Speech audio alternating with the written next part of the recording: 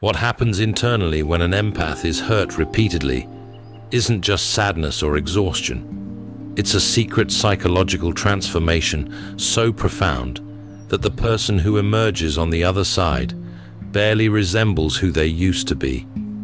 And understanding it will permanently change how you see both yourself and the people you love most. Have you ever looked in the mirror one day and felt like a stranger was staring back at you?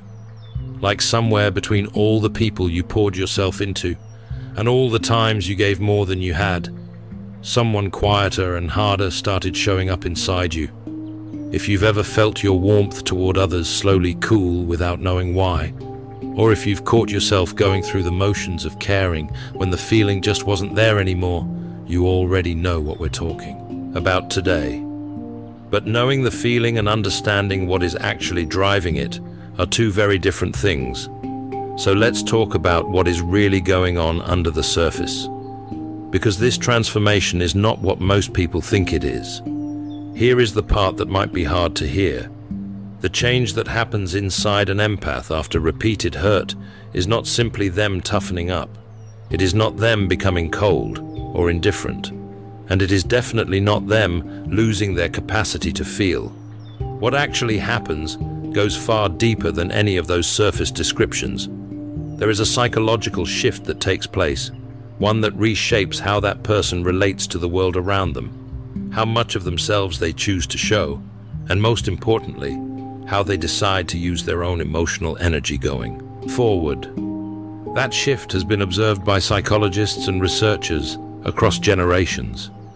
And once you understand it, you will never look at an empath the same way again. Let's start at the beginning, because to understand the transformation, you first need to understand what being an empath actually costs.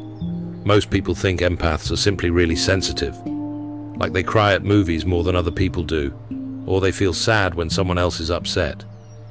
And while that is technically true, it doesn't even come close to capturing what is actually happening inside an empath on a daily basis. An empath doesn't just notice the emotions of others, they absorb them. When someone near them is in pain, an empath doesn't just see it or recognize it, they feel it as if it were happening in their own body. Research into empathy suggests that some people have a more highly reactive mirror neuron system, meaning the part of the brain that maps other people's emotions fires much more intensely in them than in the average person. It is not quite identical to experiencing the pain yourself, but for many empaths, it can feel that way. And that distinction matters. Think about what that means for a moment. Think about what it would be like to walk through a single day, carrying not just your own feelings, but fragments of the emotional weight of everyone around you. Your co-workers' stress, your friends' loneliness, your partner's frustration, all of it landing on you, filtering through you, leaving traces in you that take time and solitude to process. Now think about doing that every single day for years with little to no recovery time. Because that is exactly what many empaths do. They give and absorb and hold space and comfort and repeat over and over, often without anyone returning that same energy back to them. That right there is the setup. That constant outward flow of emotional energy with not enough coming back in creates a very specific kind of exhaustion. Psychologists have a name for this stage: compassion fatigue. It is a recognized condition where the brain, after too long spent absorbing the distress of others, begins to lose its ability to keep responding.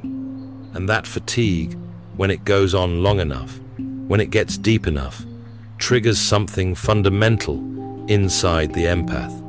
Something that was never meant to be triggered, but something that is absolutely necessary for survival. But here is the piece that most people never consider, and it reframes the entire transformation.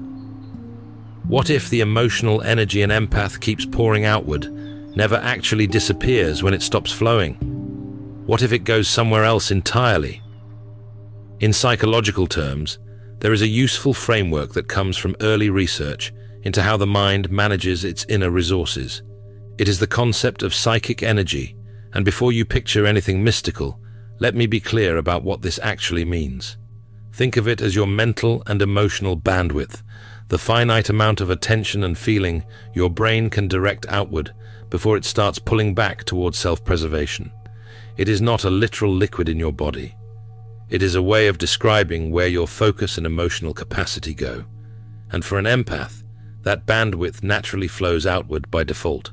They send it toward others, like a river running downhill. They pour it into relationships, into understanding, into fixing, into feeling alongside the people they love. But here is what happens when that energy keeps flowing outward and nothing is coming back. The system begins to compensate. It begins to redirect. Like a river that has been drained at the mouth and has nowhere left to go, the energy starts to turn inward. It starts to accumulate